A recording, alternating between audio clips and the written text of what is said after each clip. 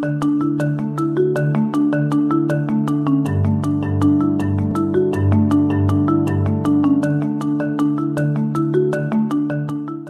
most discussed statistics that we found from the gender gap brochure that was produced by the Economics and Statistics Office was the income gap between males and females. While we always knew about anecdotal evidence about pay discrimination in Cayman, this really honed in for us using the census data that there is discrimination in regards to income between males and females.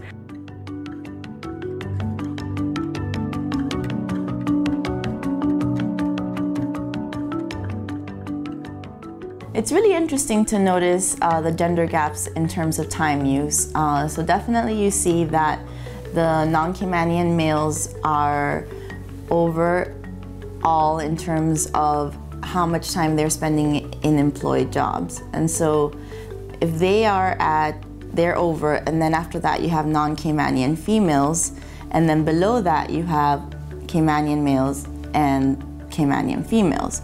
It does make you wonder in terms of non-Caymanian females. There are quite a few women here that do not get to bring their families or their children with them.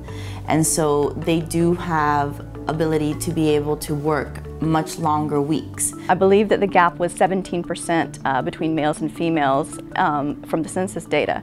And while there is information, we have the data about it, there's no one right answer as to why that is. It is basically the cause of a lot of different reasons. Some of it is indirect discrimination, structural discrimination, things like that. So it does show that women are continuing to struggle in regards to income though. So that's the important thing to take away from it, is that we now have data to hone in on and look for solutions towards these problems.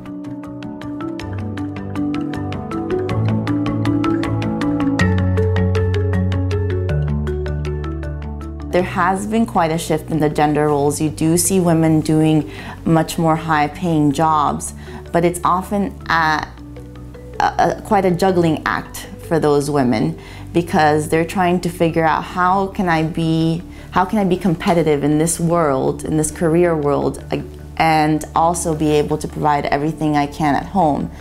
While we have seen a decrease in the income gap between males and females in the Cayman Islands over the past few decades, we still have a long way to go.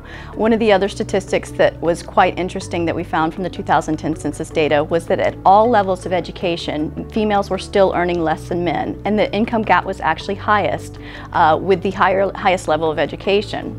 So I think it's really important that with our children, we give them both the same opportunities in terms of discovering the joy of cooking, discovering what is under that hood, being able to clean a house, to take care of a backyard. When as a country we start to address these issues and start to address direct discrimination and structural discrimination, we will find the benefits of reducing the gender income gap with increased economic productivity, as well as the ability for males and females to contribute equally to their families and provide healthy standards of living for them.